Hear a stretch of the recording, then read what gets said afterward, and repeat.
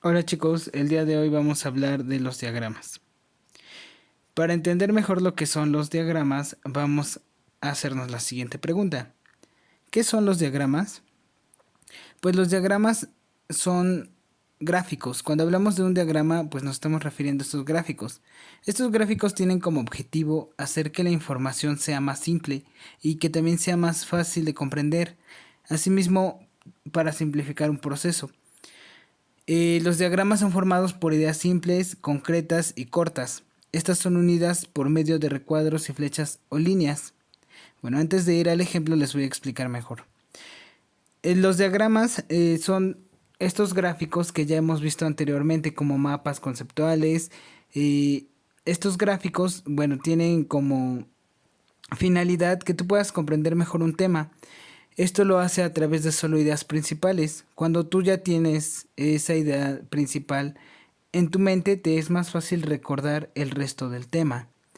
Entonces, cuando hacemos un gráfico, entonces, un diagrama de tiempo, pues nos simplifica un proceso. ¿Qué quiere decir el proceso? Un proceso es aquello que tiene un inicio y un fin.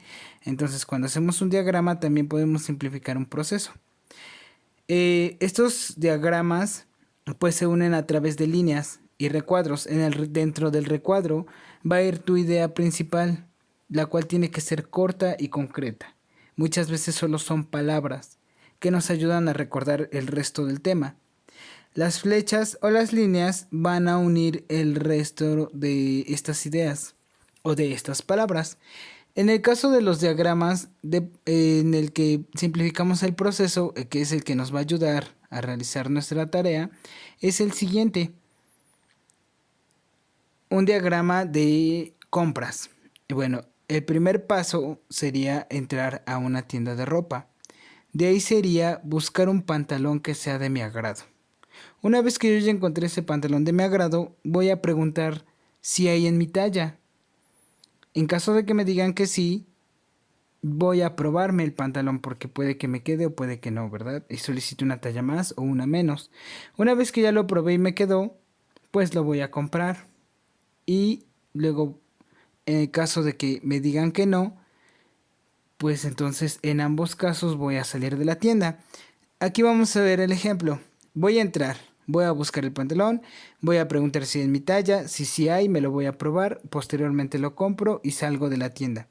Pero aquí vemos que nuestro diagrama se divide en dos posibles opciones. Tanto me pueden decir que sí hay, como me pueden decir que no hay. Pero en ambas opciones mi diagrama finaliza en que salgo de la tienda. Entonces me está simplificando un proceso de inicio desde que yo entro en la tienda, el proceso en el que estoy en la tienda y al final que tengo que salir. Todo esto me lo da en un orden de tiempo. Inicio, el proceso de lo que hago, de la acción y el final, cuando salgo de la tienda. Hasta aquí, esto sería el diagrama. ¿Cómo nos va a ayudar el diagrama a nuestro, al realizar un proceso, ¿vale? Esto lo podemos utilizar no solo aquí, chicos, también podemos hacer un diagrama para comprender, no sé, algún tema. Un ejemplo, si hablamos de historia, podemos hablar de cómo inicia un suceso histórico, el desarrollo y cómo finaliza. Entonces, cuando yo hablo del diagrama, estoy dándole un inicio y le estoy dando un fin. Para eso nos va a ayudar. Ahora vamos a ver otro tema aquí mismo. El tema es el orden temporal. Va muy de la mano con lo que es el diagrama. En este orden temporal vamos a hablar qué es la secuencia en la que se escriben las acciones o acontecimientos de un suceso. Es importante tener presente que el orden temporal marca un inicio, un después y un final de un evento.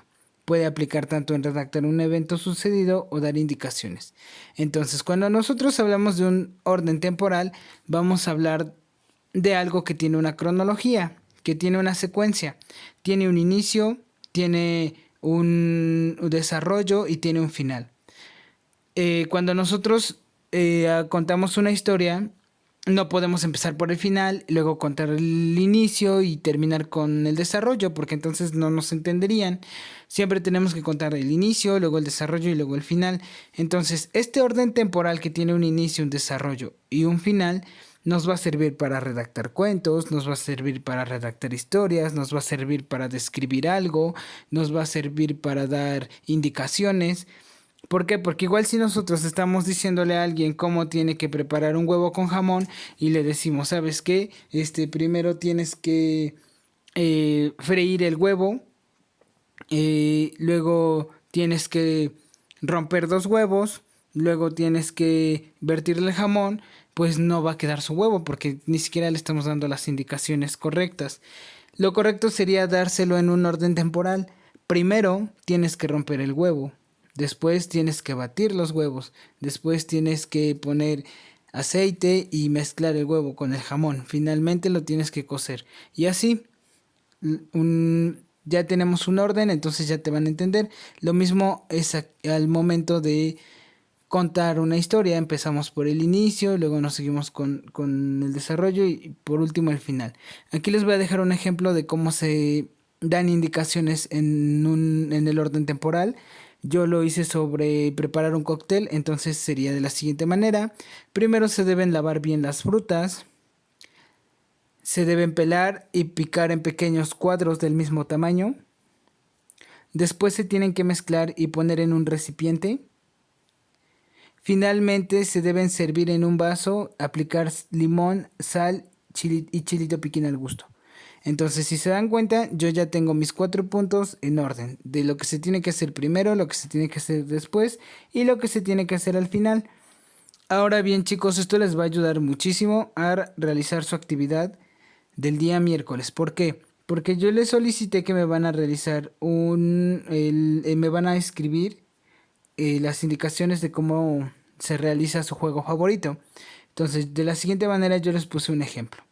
¿Cómo es esto? Bueno, mi juego es el juego de la oca, ¿vale? Entonces yo les voy a ir dando la indicación de acuerdo a cómo debe llevar la cronología. Primero voy a empezar con los materiales. Necesitarás un tablero, 2 dados, ser más de 2 jugadores y una ficha por jugador. Ahora, primero se debe asignar turnos para tirar los dados. Después cada jugador debe tirar los dados de acuerdo a su turno y avanzar las casillas que indiquen los dados. Mientras tanto, los jugadores estarán pendientes de que nadie se salte las casillas. En algunas casillas hay obstáculos que impiden avanzar. Se cae en esa casilla, se debe retroceder el número de casillas que te indica. O sea, si se cae en esa casilla que es una trampa, pues te va a hacer retroceder.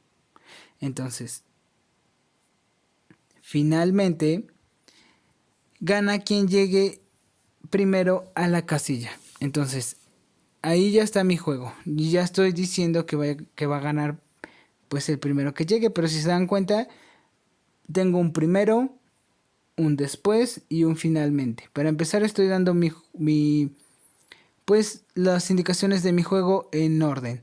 Posteriormente estoy utilizando los nexos que les mencionaba de tiempo. Primero, después y finalmente. También una vez que ya ustedes realizaron las indicaciones de su juego, pues me van a poder decir cómo funciona. Ahora bien, chicos, si tienen alguna duda, ya saben que me tienen que mandar WhatsApp. Porque, bueno, la indicación dice que tú ya sabes cómo funcionan los nexos temporales, el modo impersonal que también lo aplico en este juego. Si te das cuenta, no te digo, tienes que asignar turnos. No, te estoy diciendo, se debe asignar turno. ¿Qué quiere decir? Que yo ya estoy hablando en modo impersonal. También lo estoy haciendo en forma de diagrama. Te estoy indicando cómo inicia y te estoy dando a través de un diagrama las indicaciones. Entonces, espero que no tengan dudas y que todo hasta aquí esté bien.